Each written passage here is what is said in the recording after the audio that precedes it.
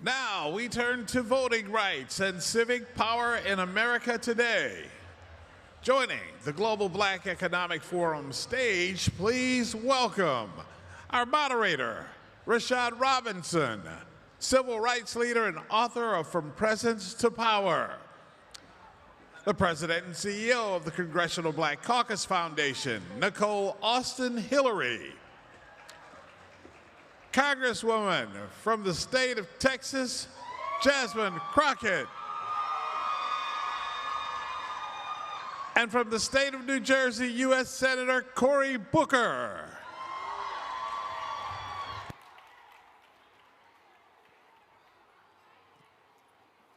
Can I just say I'm happy y'all decided to come see us instead of Cardi? Amen. Hallelujah. How are we doing, Essence Fest? How are we doing? I can't hear you. How are we doing, Essence Fest? So, good afternoon. We're gonna jump right into a conversation around one of my most favorite topics, and that's the topic of power. You know, as the voice of God, as the voice above mentioned, I've got a book coming out this month, and I'm not gonna spend any time talking about it. I'm gonna resist that, but I'm gonna be talking about it later today and tomorrow. But if I had to summarize it in one word, it is exactly what this panel is about, and that is power. You know, one thing about power is how we use it, how we think about it today and how we think about it tomorrow. Not just how we think about presence and visibility, but how we think about the role of moving us forward, what it actually looks like for our people. So I've spent the last 13 years leading an organization that I recently left that was founded in the aftermath of a catastrophic event right here in this city, Hurricane Katrina. Black folks were literally on their roofs begging for the government to do something and left to die.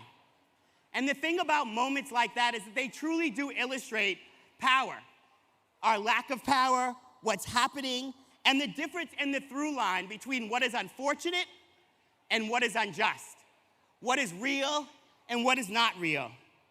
And the way in which injustice, behind every injustice, there is someone behind it. There is someone profiting from it. There are systems that are putting us in harm's way. And so our ability to take those forces on every single day is the whole ball game.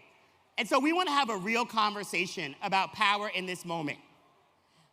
So the seats are being withdrawn in Congress, and they're being stolen right under us. We're watching our rights being rolled back across corporations, across culture, across so many different factions of how society operates. We're watching a leader being able to say anything they want about us, as well as our African and Caribbean cousins. And what is clear is that so many of the strategies and the assumptions that let us walk into this moment will not be the strategies and the assumptions that allow us to walk out of this moment. Amen. Amen. And so the question that I want us to wrestle with today, it isn't whether we're present. We are absolutely present. It is whether that presence has become power. And if it hasn't, what are we prepared to do differently? So I've got three people that I am so proud to have worked with in many different ways. I respect these three folks immensely and so much of the work that they do every single day on behalf of our communities. And I want to jump right into the first question. And we all can answer it in your own way from your own experiences. So right now, there are more Black people in Congress than ever before. The CBC is bigger than it has ever been, and there's more Black representation across almost every institution that we can name. And I do not want to discount that. That is not nothing. But there was always a theory. The theory was that representation would translate into more power, that we get more of our people in the room, and that we can get more for our people out of that room. And a lot of folks are looking around right now and are asking whether or not that is still true, whether or not it is translating to durable wins, or even basic justice in moments that are incredibly tough for all of us. Now, sometimes this conversation goes where a lot of these conversations goes, and it goes to Donald Trump. And for this question, I want to hold off on Donald Trump because we will always have an opponent. There will always be someone on the other side of what we are facing. And so I want to talk about us. If in each of your sort of own ways, if sort of we have less power than we've had in years, but we have more representation, what are we going to do different?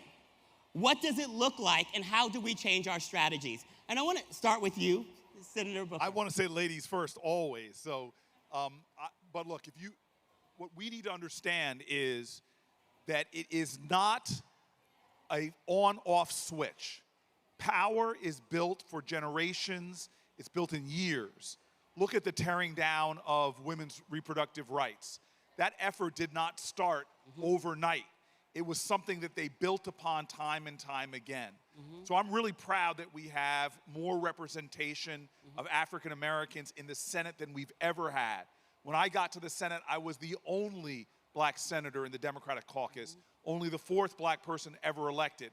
And even within my own caucus, I was very upset with a lot of things that I was seeing.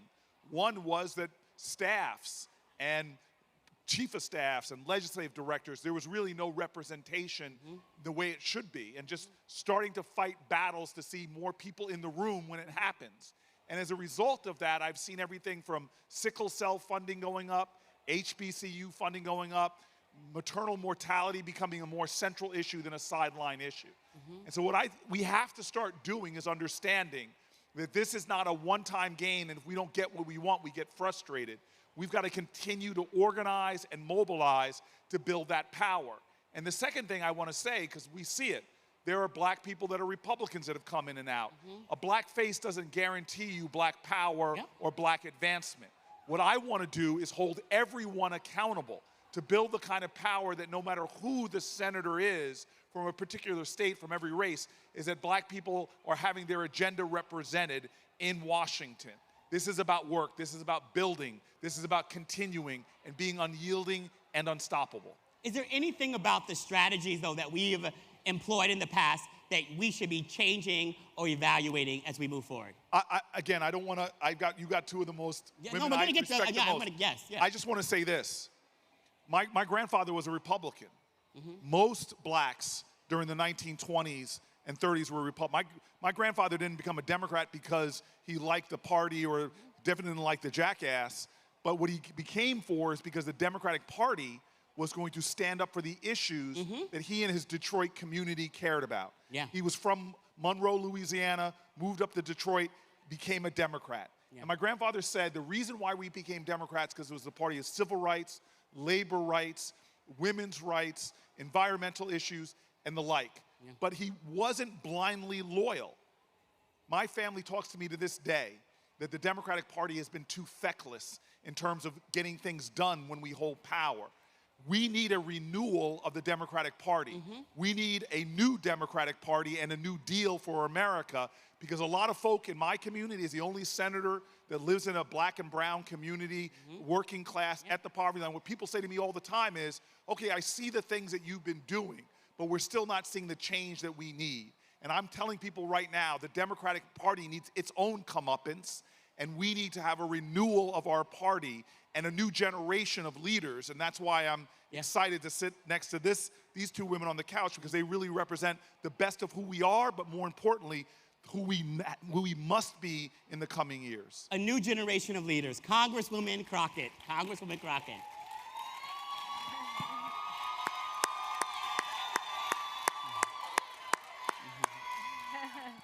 I love y'all back. If you were reading my face, then y'all know I was making all the faces for a lot of reasons. Number one, yes, we do have the largest Congressional Black Caucus that we've ever had. That number is a total of 62 out of 535 seats across the House and the Senate. That is 62.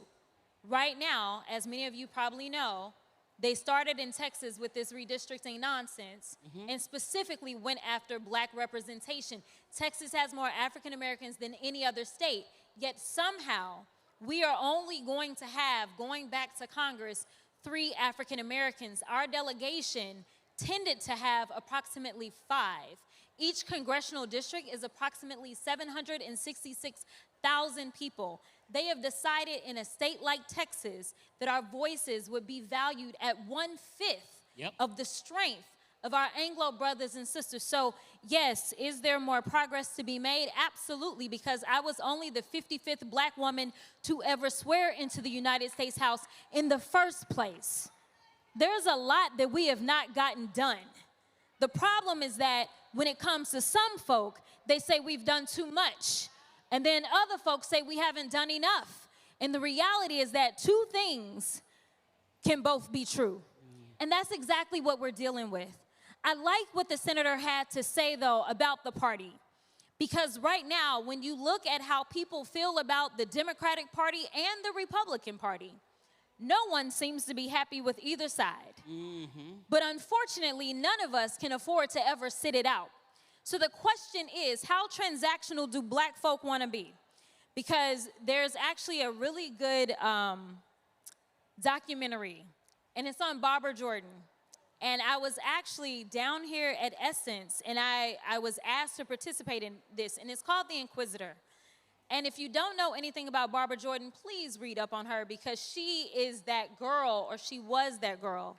Listen, Barbara Jordan, for all my sorors in the room, they already know.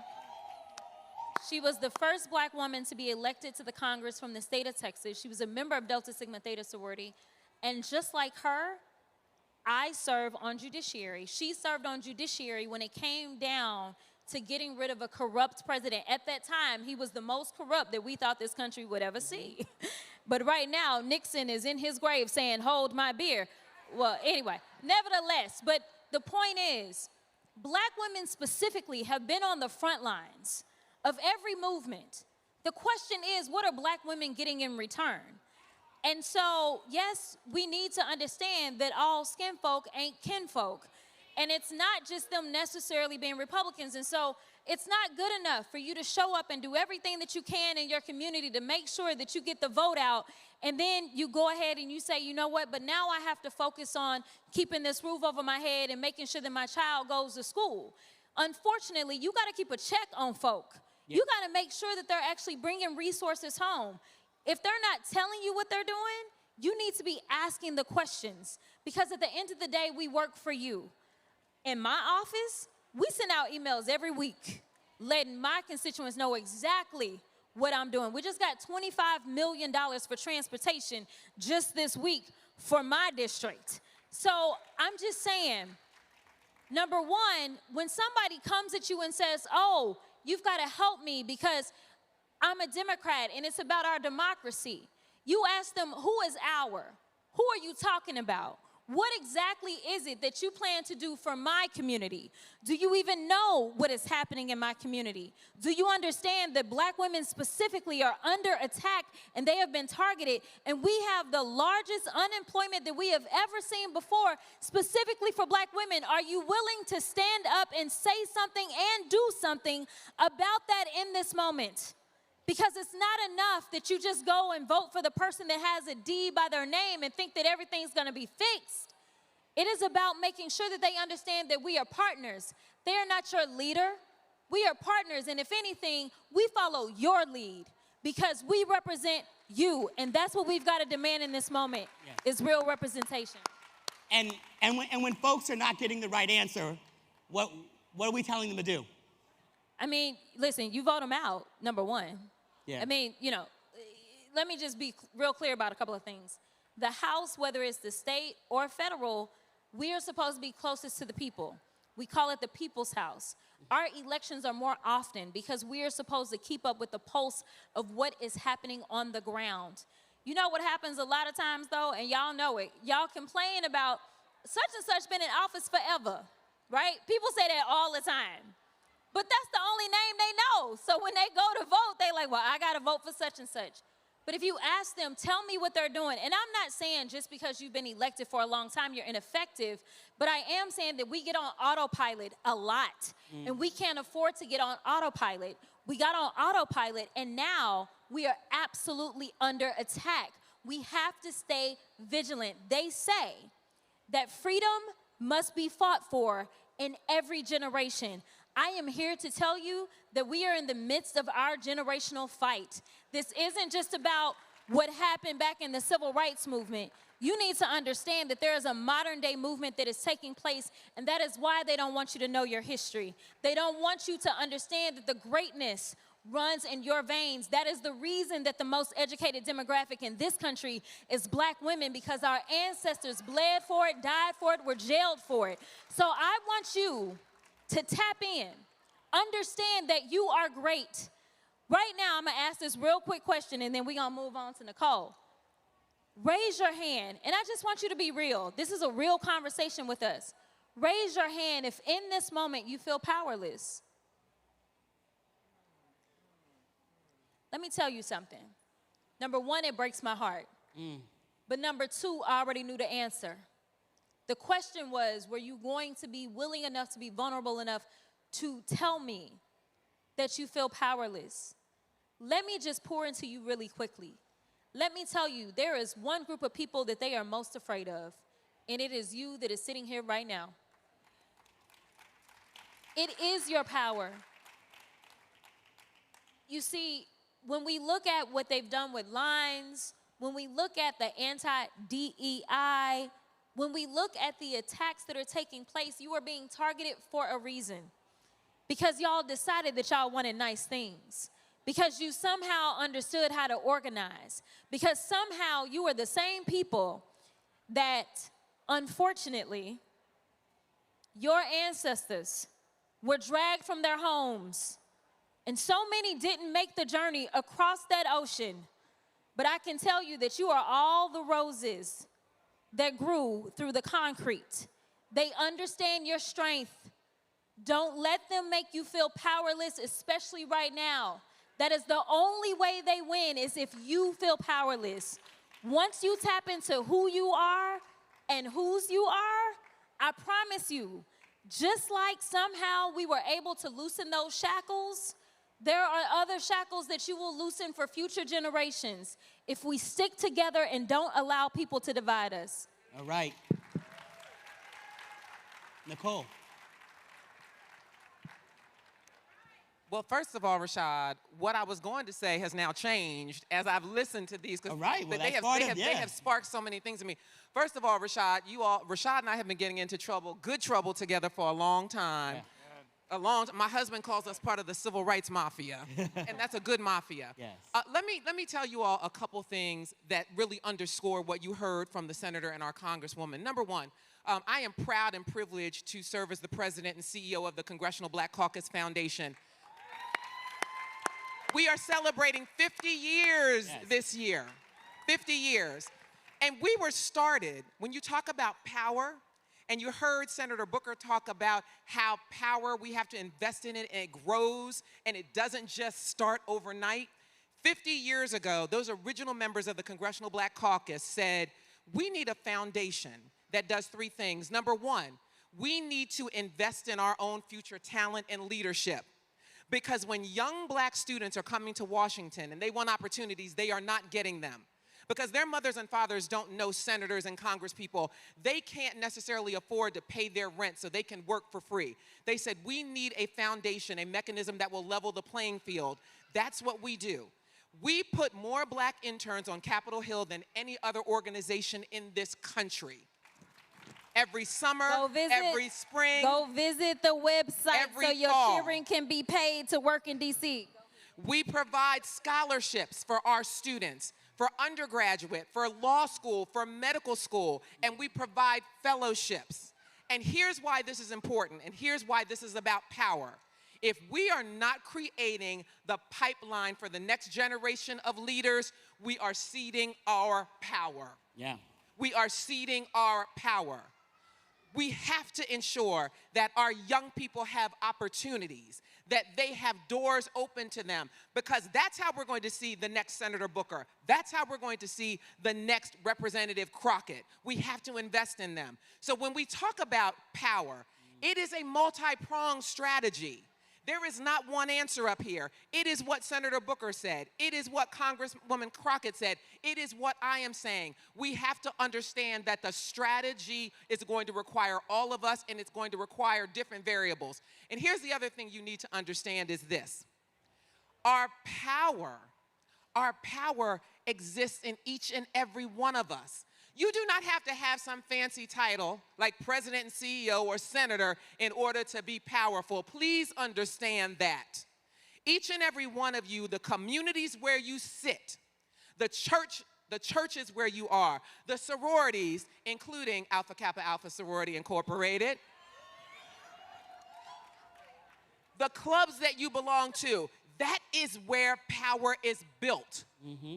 You all have to be strategizing, figuring out how we're going to take over the world. Don't just wait for the folks on these stages to tell you how to do that. We are looking to you. That is how we are going to do it, mobilizing and strategizing and everyone understanding that they have individual power, owning it and leaning into it, because that's not what is expected of us. What is expected is that we are all looking for one leader, a Messiah. That is not how this is going to work. They can keep thinking that's what we're going to do, but we know better, and we have a different strategy. The strategy for power, amassing it, and wielding it lies within each and every one of us and investing in that next generation of leaders. So, yes, thank you.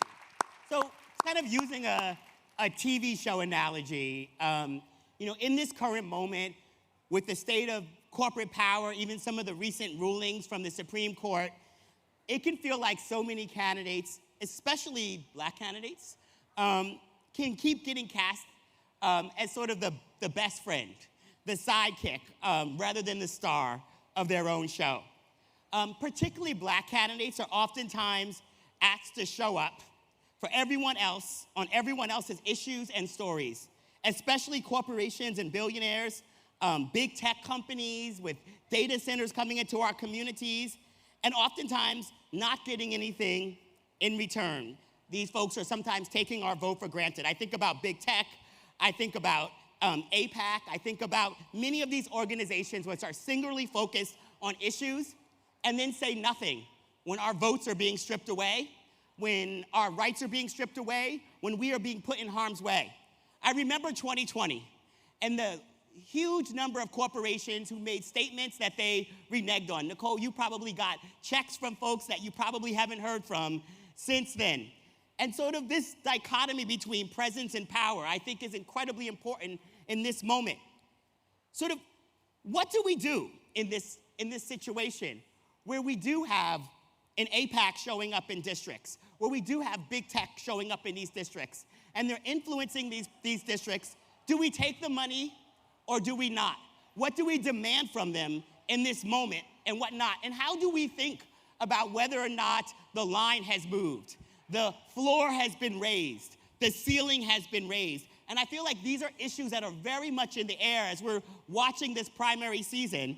And so as we're thinking about power, I think I want you all to address sort of this moment of AIPAC, of big tech, of these industries that are playing such an incredible role. I'm gonna go to you first, Congresswoman Crockett, and then we can go back around.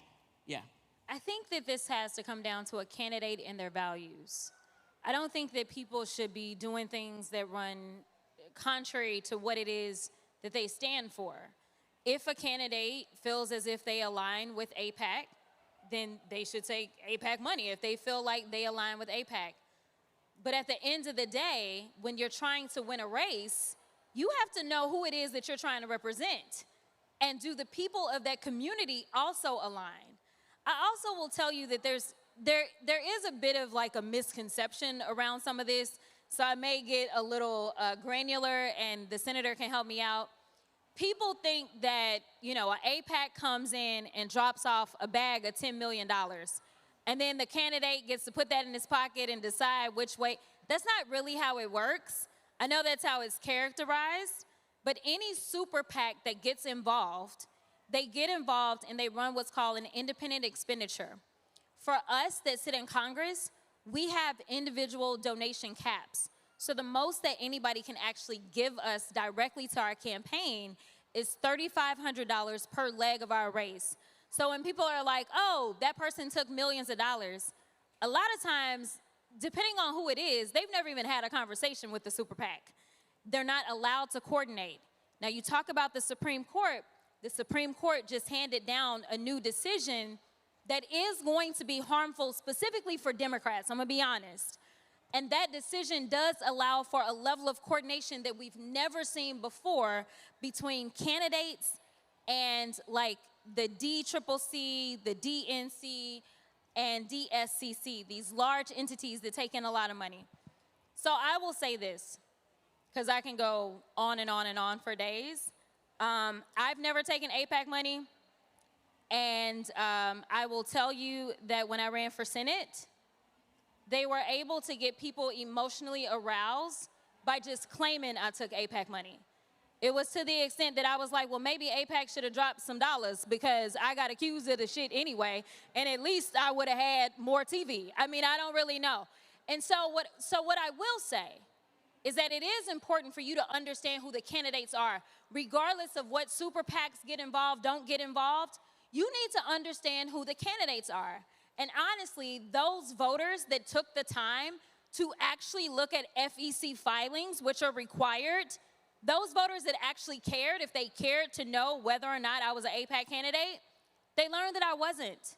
But what the right has figured out, and what some people that really want to be disruptors, even on the left, have figured out, let me just say that this person is taking dirty money, and then that person will lose votes because they got somebody else that they want to prop up. So my deal is, a person may say, let's say you have a community that's super black. Who knows what AIPAC would want with a super black community, but it happens, okay? Your question should be, what is this candidate gonna do for me and mine? Like, that has to be your first priority, because that person is going to DC to be your voice, and you have to make sure you hold them accountable. As it relates to big tech, if we're talking about AI and data centers and crypto, you need to understand where that candidate is coming from. It may be that that candidate is not going to have the money to actually be able to run for Congress. How much, let me ask y'all, how many of y'all think it costs about $500,000 to run for the House? Raise your hand. How many of you think it costs about $1 million? Raise your hand. Got a couple. 1.5. All right, so y'all are getting the point. It actually costs more than that. So it costs a lot of money, and so what happens is a lot of your realist candidates don't have that money. They can't self-fund, right? And frankly, they don't have the infrastructure to get the small dollar donors to actually be able to get the money. So some people, they may actually apply for some of these. But at the end of the day, you gotta know your candidate and know where they stand on your issues specifically, because they may be better on your issues than somebody else who doesn't say take AIPAC money, but they also may not care anything about police brutality or voting rights or black maternal mortality. They may not care about anything else. So what I will say is that black people can never afford to be single issue voters, and also we can't afford to allow people to get us so emotionally aroused that we don't do our own research about the candidates, as well as whatever outside committees are trying to plan their races, if they're trying to plan them. Nicole, is there money that we should walk away from? Yes. Let me say this to you. The foundation, we have a lot of corporate partners, but let me tell you two key things about them. What we always ask of our partners is this: we want you around the table, not just because you have the resources, but we want you around the table if and only if you support who we are, what we do, and what our mission is, and what we are about. And our mission is about empowering the global black community. If you are putting your money in the right place to make sure that we are supporting the next generation of leaders, to make sure that we are doing research around policies that are gonna make black communities better, if you are putting money into making sure that we can go into Chicago like we did 3 weeks ago and have a summit on the South Side to talk about health disparities, to talk about economics, to talk about education, then yes, I want you around the table with us. If that is not your agenda, thank you, but you can be somewhere else, okay? But if your walk and your talk are aligned, I want you with us. And let me say this: there are companies, who are showing courage in this moment. There are some companies who are showing courage in this moment. We know that many of them have been afraid because they've been told, don't support diversity, don't support initiatives that will help underprivileged and underserved communities. There are so many who have said, we are going to continue to stand behind and beside organizations like yours who do this work because we believe that is what democracy is really about, and we believe that's what this country should look like. So, just like you know who your friends are and who your enemies are, you have to know them. You have to know who's going to stick behind you and who's going to stay with you. And there are funders who are saying, yes, we want to continue to do the right thing. And they also know that this is cyclical, that in this moment where they stand now is where we're going to be looking in 2 years and 4 years to see where do they stand. And we are going to want those partners who believe in us and believe in our communities. Senator Booker. Look, this is perhaps the most important question that there is, but I want to just say something to an aside. Anybody that accuses Jasmine Crockett of being owned or controlled by some outside group, she is literally the embodiment of unbought and unbossed, and I want to say that right now. So that's outrageous to me. So I want to really be specific about why this is perhaps one of the most important questions in any political question you're going to hear right now. Let me tell you what is happening to our federal government. We have allowed the normalization of the greatest corruption ever existing at any point in our country's history. All three branches of government are now thoroughly corrupted by massive concentrated power and wealth. The Article 3 branch of government, so-called Supreme Court, those justices now can take unlimited gifts from billionaires, literally RVs and vacations and tuition, and they circle around them and they have interests in matters that are before the court. In New Jersey, that would get a judge arrested and thrown in jail, but we've normalized it. In my branch of government, you have hundreds and hundreds of millions of dollars being poured of corporate cash, but that's not even the majority of it. Then you get all of this dark money being spent that has driven up the cost of running for office. In the Senate, we literally have a Senate where most of the people there represent the top 1% of the economic burden because it's so hard for people that don't have money now to actually run for office. We have senators that trade stocks. It is a corrupt system. And don't get me started on the executive branch. You told me not to mention Donald Trump, who made $2 billion in office last year, grifting off of the office. We need to break this system of corporate influence and control. I started with myself 10 years ago and said I will not take corporate PAC money. Last year when this APAC thing was started and other things, I said I will not take issue-oriented PAC money as well. But we need to change the entire system.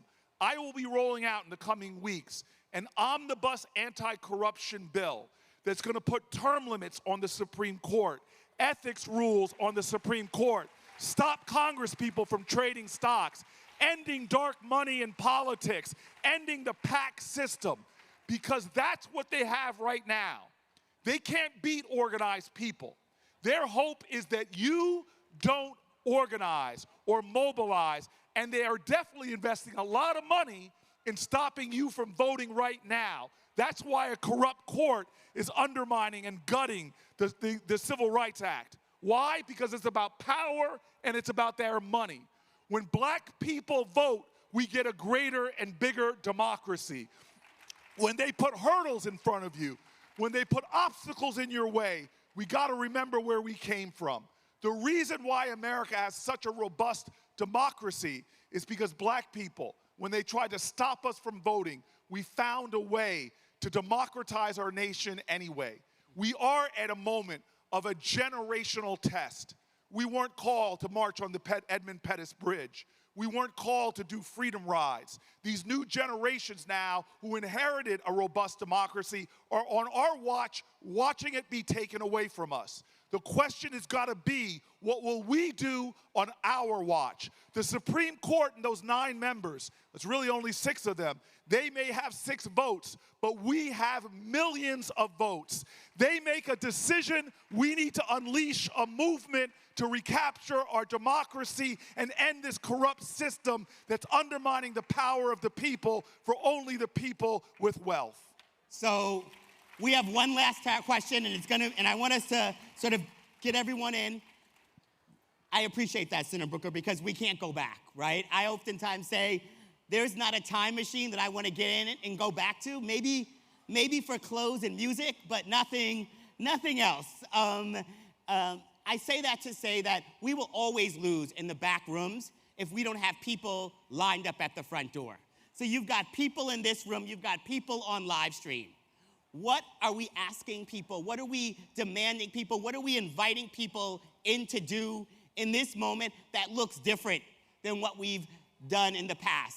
That looks different than the marches, that looks different than voting. Those things need to continue to happen too. But what is the engagement in this moment that looks different and feels different? Because this moment that we are in does look different and does feel different. I really do want y'all to go old school. And hear me out on this. For instance, you're all sitting here, so obviously somehow you have a shared interest. You're at Essence and you came to this panel. But raise your hand if you actually said hello to the person sitting next to you. Okay, some of y'all did good. Some of y'all did good. If you haven't, holler at the person next to you when we're done. But my point is this. We have become disconnected. We are how many of y'all have been out to dinner and you see people that are allegedly on a date, but they both liking their phone? We are so disconnected. People used to know their neighbors. I grew up in St. Louis. My granny used to keep me and my cousins. And guess what? Everybody on the street knew who we belonged to because our neighbors communicated. Most people don't even know their neighbors. So what I am asking you to do is flex your power within your circle because we are not actually communicating. I personally believe one of the reasons specifically that our younger people are struggling with mental health crises in this moment is because there is a lack of connectivity. Because you will always be a lot more influential than any politician. And let me tell you why. Because most people do not believe politicians. They look at all of us and be like, what you want? They never think that politicians have a pure heart. And trust me, plenty of them don't. So I get you, right? But the reality is that I need you to engage in conversations where you say, you know what? I was listening to Congresswoman Crockett and she said, and I'm gonna have y'all do it, raise your hands if your healthcare premiums went up. You see that? I don't even know the vast majority of you, but I know your story because it is my job to know your story. I know how the policies that they are passing right now are detrimentally harming you. But you have more in common with the person that is sitting next to you than anybody else. So it is time to talk about not only your successes, because I know we want to flex about the things that we're doing that are good, but we have to talk about our struggles. And we have to understand that by educating people so that they know your insurance premium went up because of this big ugly bill. That's what Congresswoman Crockett had told us. Did y'all know about this bill? You have to start to get your civic education on in whatever ways you can. The last thing that I will say is that we just did a daggone Love Island confessional video, child. Lord, that was my way of communicating, okay? You have to meet people where they are. So don't wait for us to come to you. If you know something, share it. Share it in your group chats. Make sure that every single week, raise your hand if you got a group chat. I know y'all got the family group chat. You got your line sisters. You got all these group chats, and that's the only place we can't infiltrate. So what I need y'all to do is take one fact. Did you know that this happened this week? Did you know that our tax dollars went to this week? Yes. Did you know that they indicted this person this week? And don't be sharing nothing that's a lie. So make sure you Google a couple of times to make sure that you're not sharing misinformation. But I promise you, they don't want you to be educated for a reason. Mm-hmm. And that is exactly why we have to put the onus on ourselves to get the information. So get the information, but then share it out to everyone that you can and start getting to know your neighbors. Start getting to know your coworkers that you normally don't talk to. I promise you, when we can come together, they won't be able to look at people and say, well, the Haitians is eating the cats and the dogs. They will then say, but I know a Haitian and they don't eat cats and dogs, right? They won't be able to say that, oh, Congresswoman Crockett is low IQ basically because she black, right? Because no, I've got this very intelligent black friend of mine. So start to reconnect with people. So I'm going old school on this. All right, they're going to give us the hook, but I want to get you in, Nicole, and Senator Booker, of course, so yes. All right. Yeah. I'm a lawyer, so it's hard for me to be quick, but I will be. All right. I'm going to give you 3 things. Number 1, each and every one of you has an expertise, a talent, a gift. I want you to determine what your talent or your gift is and use it for good. I don't care what it is. We all have something we can give to our communities. And when we use those talents collectively, it will make a powerful impact. Number 2, I want you to make sure that you are being strategic and determining who in your communities are eligible to vote but are not registered. Get them registered and get them to the polls. Now, this is not a general, just let's get it, let's have a voting, a day where we're just registering people to vote. I'm talking about with surgical precision.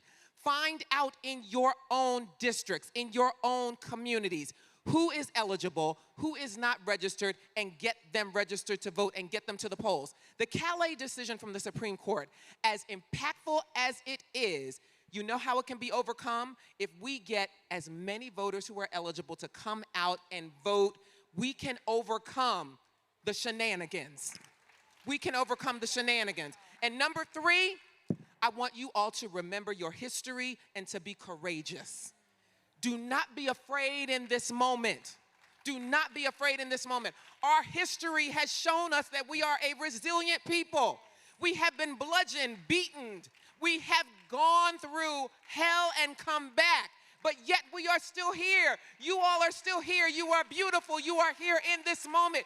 We are working together.